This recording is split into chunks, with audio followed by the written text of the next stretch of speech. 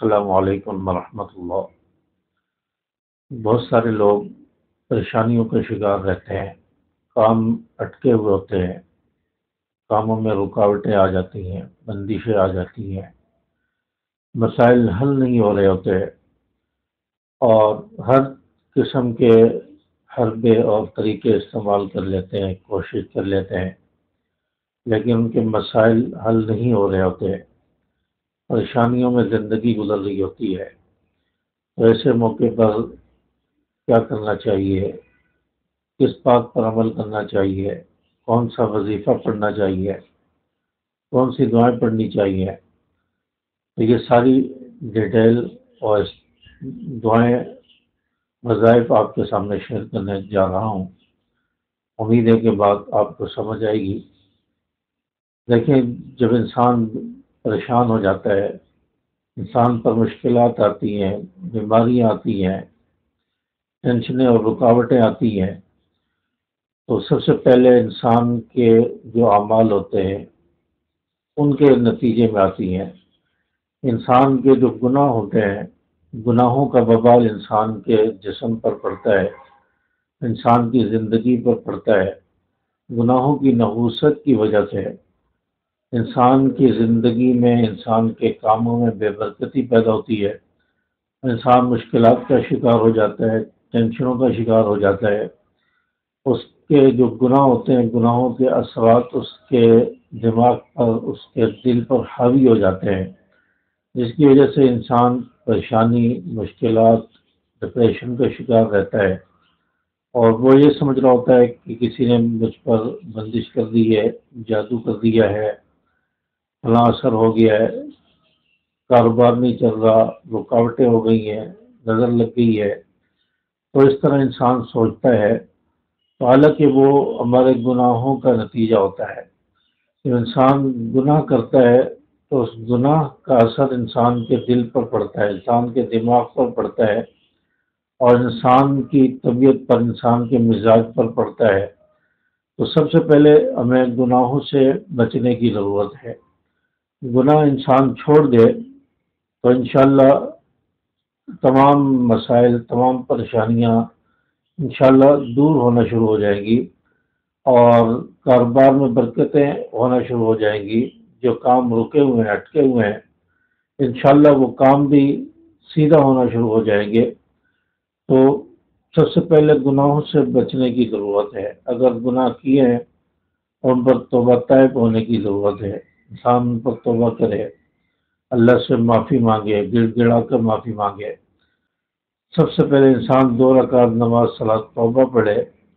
صلاۃ توبہ نماز پڑھنے کے بعد اللہ تعالیٰ سے خوب دعا مانگے، اور دعا کے اندر اپنے گناہوں کی معافی مانگے، گناہوں کا اظہار اللہ کے سامنے کرے کہ اللہ میں نے یہ گناہ بھی کیا ہے، یہ گناہ کیا ہے، یہ گناہ کیا ہے، یا اللہ میرے ان گناہوں کو معاف فرما دے، آئندہ میں یہ گناہ نہیں کروں گا، آئندہ میں عزم کرتا ہوں، وعدہ کرتا ہوں کہ آئندہ ان گناہوں سے بچنے کی کوشش کروں گا، اور اب جو میں نے گناہ کر لیے ہیں یا اللہ ان کو معاف فرما دے، اپنے فضل سے معاف فرما دے، اپنی رحمت سے معاف فرما دے۔ تو اللہ تبارک و تعالیٰ انسان کے گناہوں کو معاف فرما دے گا۔ گناہوں کو معاف کرانے کے بعد پھر انسان توبہ استغفار کرتا رہے، استغفر اللہ ربی، استغفر اللہ ربی من کل ذنب واتوب الیہ، استغفر اللہ الذی لا الہ الا هو الحی القیوم واتوب الیہ۔ تو ان الفاظ سے توبہ استغفار ہر وقت کرتا رہے۔ بعض ہمارے علماء یہ فرماتے ہیں، بزرگ فرماتے ہیں کہ انسان 100 مرتبہ صبح فجر کے بعد استغفار کر لے، 100 مرتبہ شام کو وہی مغرب کے بعد استغفار کر لے، اللہ تبارک و تعالیٰ اس کے بہت زیادہ فوائد اور ثمرات اس شخص کو دکھائیں گے، تو اس کے گناہ بھی معاف ہوں گے۔ تو کم از کم 100 مرتبہ صبح، 100 مرتبہ شام کو استغفار کر لیا جائے۔ اگر زیادہ کرنا چاہیں تو اس کی کوئی حد نہیں ہے، آپ 500 مرتبہ کریں، آپ 1000 مرتبہ استغفار پڑھیں، آپ ہزاروں میں استغفار کرنا چاہیں کر سکتے ہیں۔ جتنا زیادہ آپ استغفار کریں گے اتنا زیادہ فائدہ ہوگا۔ تو استغفار کو اپنے اوپر لازم کر لیں، استغفار کی تسبیح یہ ضرور پڑھیں۔ انشاءاللہ اس سے آپ کی تمام ٹینشنیں، تمام پریشانیاں، رکاوٹیں، مشکلات جو آپ پر ہیں انشاءاللہ وہ اس سے حل ہو جائیں گی۔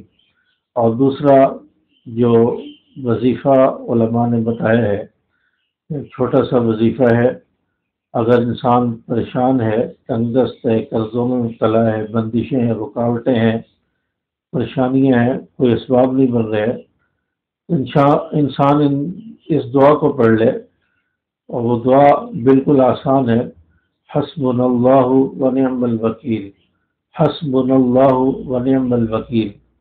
چلتے پھرتے اٹھتے بیٹھتے ہر وقت اس کا ورد جاری رکھیں، حسبنا اللہ ونعم الوکیل، میرے لیے اللہ کافی ہے، وہی میرا کارساز اور میرا مالک مولا ہے۔ تو یہ دعا جو ہے اس کا ورد انسان جاری رکھے اور کثرت سے اس کو پڑھے، چلتے پھرتے پڑھتا رہے، انشاءاللہ اللہ تعالیٰ معاملات کو حل فرمائیں گے، آسان فرما دیں گے۔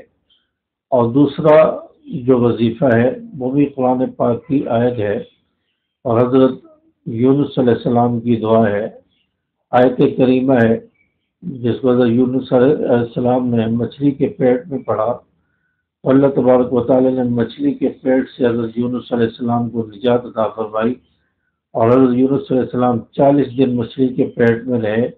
40 دن کے بعد اللہ تعالیٰ کے حکم سے مچھلی نے حضرت یونس علیہ السلام کو یہ اگل دیا، باہر نکال دیا۔ حضرت یونس علیہ السلام مچھلی کے پیٹ میں جو دعا پڑھتے رہے وہ آیت کریمہ ہے، لا الہ الا انت سبحانک انی کنت من الظالمین، لا الہ الا انت سبحانک انی کنت من الظالمین۔ اس کو زیادہ سے زیادہ انسان پڑھے، کثرت سے پڑھے، اس کا ورد اپنی زبان پر جاری رکھے، یا صبح شام 100 مرتبہ پڑھ لے، تو انشاءاللہ آپ کی پریشانیاں، آپ کی رکاوٹیں، آپ کی بندشیں ہیں انشاءاللہ دور ہو جائیں گی۔ آپ کے کاروبار میں رکاوٹیں تو وہ بھی انشاءاللہ حل ہوگی۔ تو اللہ تعالیٰ نے یونس علیہ السلام کو مچھلی کے پیٹ سے اس دعا کی برکت سے نکال دیا، حضرت یونس علیہ السلام مچھلی کے پیٹ سے باہر آ گئے۔ تو ہم پریشانیوں، مشکلات اور مصیبتوں سے باہر نہیں آ سکتے، ضرور اللہ تبارک و تعالیٰ ہمیں بھی پریشانیوں سے دور کرے گا، پریشانیوں سے نکالے گا۔ تو اس کا بھی آپ ورد بنا لیں، آیت کریمہ کا، لا الہ الا انت سبحانک انی کنت من الظالمین۔ اس کو کثرت سے پڑھیں، انشاءاللہ آپ کے مسائل حل ہونا شروع ہو جائیں گے۔ اور استغفار کی کثرت کریں، حسبنا اللہ ونعم الوکیل، اس کو زیادہ سے زیادہ پڑھیں، تو ان تمام دعاؤں کا اہتمام کریں، انشاءاللہ اس سے آپ کو بہت زیادہ فائدہ ہوگا، اجر و ثواب حاصل ہوگا۔ امید ہے کہ بات آپ کو سمجھ آئی ہوگی۔ ویڈیو کو لائک اور شیئر کریں۔ السلام علیکم ورحمۃ اللہ۔